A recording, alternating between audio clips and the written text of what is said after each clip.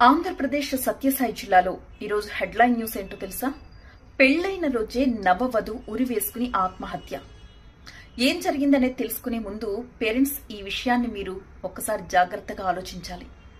ఎందుకంటే పిల్లలకి ఇష్టం లేకుండా వాళ్ళ ఇష్టాయిష్టాలేంటో తెలుసుకోకుండా బలవంతంగా పెళ్లిళ్లు చేస్తే ఇలాగే జరిగే అవకాశాలు ఎక్కువగా ఉంటాయి. ఈ మధ్యకాలంలో మనం చాలా దురాగతాలు చూస్తున్నాం.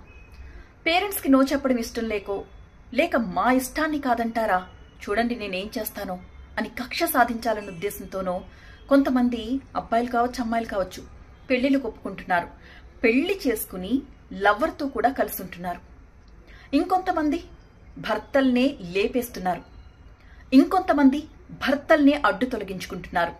మరికొంతమంది భర్తని బెదిరించి మరీ లవర్తో వెళ్లిపోతున్న ఘటనలు మనం చూస్తున్నాం. రీసెంట్ గానే అలాంటి ఘటన ఒకటి జరిగింది. ఒక నవవధువు తన భర్తని బెదిరించి నీలం డ్రమ్ము చూపించి అందులో పడుకోబెడతాను నిన్ను అని చెప్పడంతో అతడు భయపడిపోయి అతని లవర్కిచ్చి పెళ్లి చేశాడట.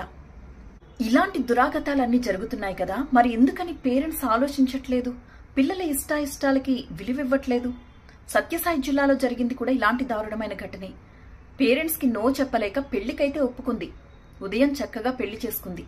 సాయంత్రం అయ్యేసరికి కార్యానికి ఏర్పాట్లు చేస్తారు కదా, ఆ సమయానికి పాపం అమ్మాయి మనసులో ఎంత బాధ పెట్టుకుందో ఏమో కానీ భర్తతో అడ్జస్ట్ అవ్వడం కష్టం అనుకుందో ఏమో, పెళ్లైతే చేసుకున్నాను కానీ కాపురం చెయ్యలేననుకుందో ఏమో, ఆ అమ్మాయి సూసైడ్ చేసుకుంది.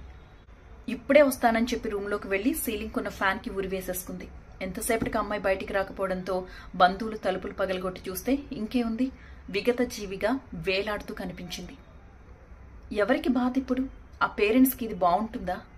పిల్లలకి ఇష్టం లేకుండా పెళ్లి చేశారు, ఇప్పుడు అమ్మాయి చనిపోయింది, జీవితాంతం బాధే కదా. దానికంటే వాళ్ళ ఇష్టమేంటో ఫస్ట్ తెలుసుకుంటే బాగుండేది కదా. పాపం అమ్మాయి ఎలాంటి సూసైడ్ నోట్ కూడా రాయలేదు. చూడండి ఎంత బాధపడి ఉంటుందో. మరి ఎవరినైనా ప్రేమించిందా, లేక అసలు ఈ పెళ్లే ఇష్టం లేదా, ఇప్పుడు పెళ్లి చేసుకోవడం ఇష్టం లేదా, ఇలాంటి విషయాలు ఏదీ తెలియదు. ఆ పేరెంట్స్ కూడా కంప్లైంట్ చేయలేదట పోలీసులకి. వాళ్లే వచ్చి కేసు నమోదు చేసుకున్నారు. ఇక చుట్టుపక్కల వాళ్ళ సంగతి సరే. నవవధు చనిపోయిందంటే రకరకాల వార్తలు వైరల్ చేసేస్తూ ఉంటారు.